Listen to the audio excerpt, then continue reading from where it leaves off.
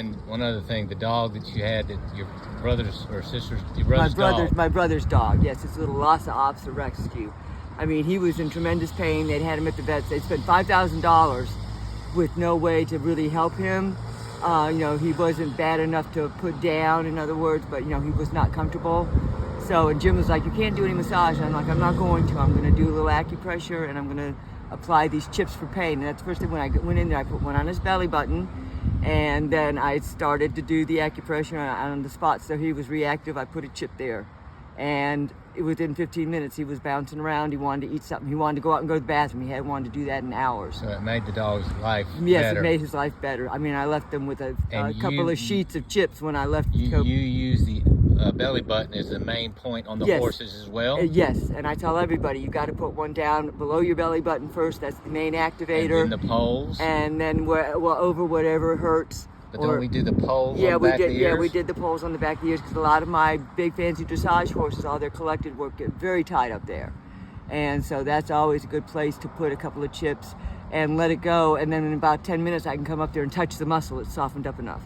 So it really helps with my being able to get in and do some deep tissue work without having to spend a lot of time getting that muscle ready. The chips do that. You've been working with horses how many years?